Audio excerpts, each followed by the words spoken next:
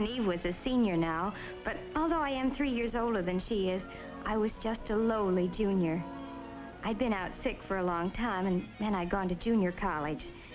This real campus seemed wonderful to me, and it was such fun being with Eve again. Naturally, she had to show me around and try to bring me up to date. I was amazed that she wasn't engaged by now. She was prettier than ever. The number 1s are good. Let's have 2 of those, please. Make my number 3, if you don't mind. I don't see how you can eat so much so early in the morning. Are you on a diet, by any chance? Of course I am, and you should be, too. Every morning I exercise for 10 minutes. You can start right in tomorrow. Look, let's get this straight right now. You starve and you exercise. I eat and I watch you exercise.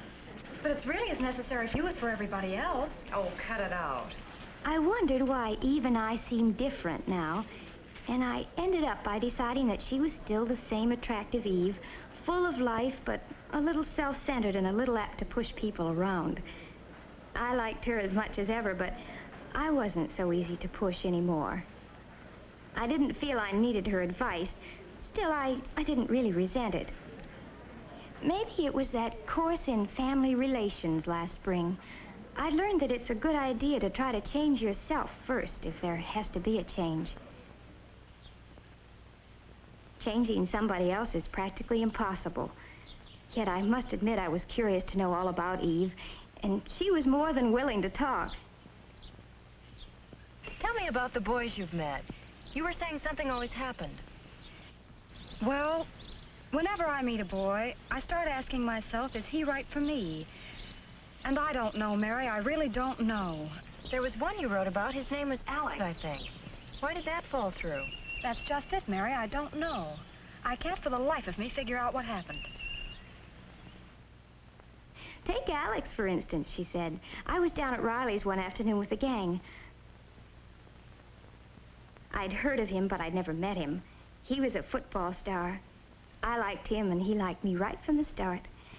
We found plenty to talk about, and neither one of us could figure out how we'd been on the campus for 2 years without ever meeting before. He was lots of fun. We decided to spend the afternoon together. It turned out that was just the first of a whole slew of afternoons. He was really sweet and, oh, well, just nice to be with. I guess I was a little proud, too, that a varsity football player was paying so much attention to little me. Well, as I said, Eve went on, we saw quite a bit of each other. But after a few months, his popularity got annoying. We were never really alone, and he never stopped worrying about his appearance. Did his collar look better buttoned or unbuttoned? Why, I could have been wearing a little number by Dior, and he wouldn't have noticed it. But if there was a new girl in the place, he was all eyes and smiles. It wouldn't make any difference what she looked like as long as she had some simpering crack to make about how well he had played on Saturday. I began to catch on that those forward passes could be used 2 ways. And finally, I had more than I could stand, and I told him exactly what I thought of him. He didn't take it as well as he took compliments. Said I didn't appreciate the importance of his career. Career, indeed. Who ever heard of a wolf with a career? And then there was Arthur. Arthur was different. Awfully nice, but awfully different. The gang called him the Brain because he was such a whiz at math, and he was always ready to help a friend.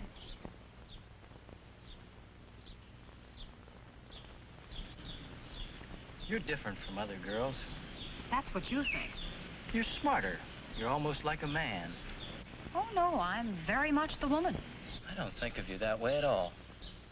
I don't get you at all. I know. You think math is exciting, but you really ought to get yourself straightened out. You'd be surprised how many things are just as exciting as math. Now, really, you don't think there's anything wrong with me?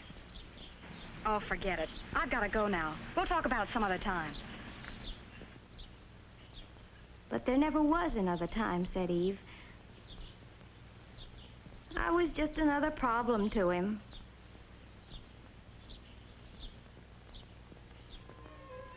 And then there was Steve. Steve was Eve's boyfriend for a whole spring term. He was cute, she said, and really romantic. He had his own workshop where he made boats and things. Eve used to come by to pick him up after her classes were over. Come on, Steve, they're waiting for you. Oh, I don't know, Eve. Why can't we just hang around here for a while today?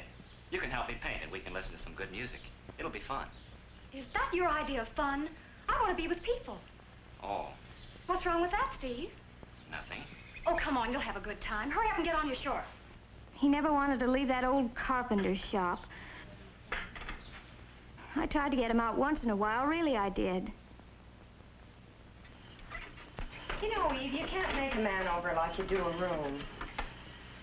But, Mary, don't you see what Steve needs? Is not you, but somebody else. You know what? I bet you'd like him. Say, that's a terrific idea. Come on, we'll go over there right now. Right now? Sure. I thought it might be good to see some of these boys for myself. Besides, Steve sounded nice, and I thought I'd better begin to make some friends on the campus. Sure enough, we found him at the old stand, lost in thought and a pleasant job. It didn't take long to get the introductions over. Steve asked us in.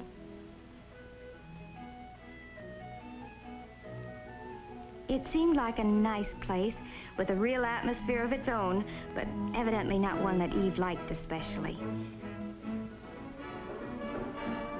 But Eve is like that, jumpy, full of energy. She never could sit still for long.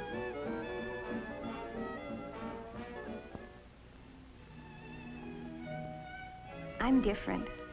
Like Steve, I find it relaxing to keep away from groups sometimes and work out my troubles with my hands. Steve and I got along well together, though I could see he wondered how a friend of Eve's could be like me. He'd been thinking there was something wrong with him because he couldn't dance to Eve's fidgety tune. As a matter of fact, Steve was not the boy for me either, even though I liked him a lot. It would be too much like spending time with a twin brother. We're too much alike. I told all this to Eve the next day when we had a riding date. It was Saturday and the classes were over at noon. Now you see what I mean, Mary? All these boys are nice in their own way. They all have something I like, but it's only one side of their character. But the something Eve liked about a boy can't be separated from the rest of his personality. I couldn't make her understand that, but I did stick my neck out a little way. I think it would do you a lot of good to meet someone you can't push around.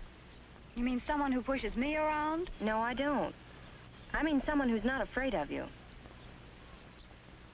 That's just like John. He thinks he's tough. I can't stand the sight of him. You're sure about that, Eve? Well, here's what happened last week. We drove out to the country together. We had a wonderful time. I can't remember when I've had so much fun.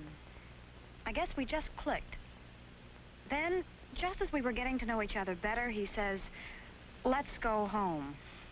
Was I mad? Here I was thinking he really cared, and he does a thing like that. But why did he do it? Oh, well, you see, it wasn't his car. He promised his friend he'd be back with it before 6. Now, look, Eve, you can stay if you want to. I'm not going to keep George waiting. So George is more important to you than I am, is that it? That's not the point. George can do without the car for once. If you really cared about me, you'd stay, George or no George.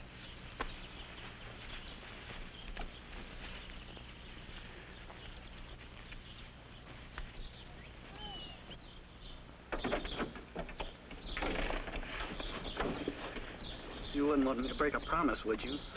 Why not? Well, I won't. I'm not going to let George down, even for you. You'll start sprouting wings if you don't watch out. Move over, boss. You're so inconsiderate.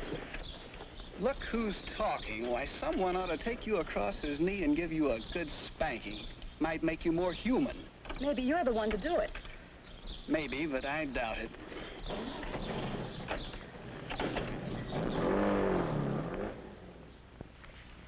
He sounds like the best of all. Are you serious? Why? You know you were wrong. How do you make that out? Well, just think about it for a second. What were you asking him to do? Prove that he liked me? What's wrong with that? That would never satisfy you. Why not? Well, that's not what you really wanted. Well, what was it then? You wanted him to do what you told him to do. That's what you always want, Eve. That's terrible. I thought I'd gone too far, but now that she knew what she was doing, she could decide for herself if she wanted to change. That's always the hard thing to learn, that if any change is possible, it must be changing yourself. You have to take other people as they come, or else leave them alone. I started thinking about Eve's boys. They had the same problem. Steve liked Eve, and he liked his hobby, too. But he couldn't have both. It would be easier to find a girl who liked staying at home. While Arthur probably needs some help in order to change. Alex had already solved his problem. A girl who isn't always competing with him for first place. She's not as attractive as Eve, but she thinks it's wonderful that he's so wonderful. She's right for him. And John? Well, boy meets girl, boy loses girl. Maybe boy knows what he wants and on what terms. This girl doesn't know yet, but she's doing her best to find out. Every little experience, even the unpleasant ones, helps me know a little more about myself. And that's the first step. There are some things about me that I can't change. And those are the things that some man will have to live with for the rest of his life. So I'll pick him with those things in mind. I hope he'll do the same for me. We'll have to stay friends for a long, long time.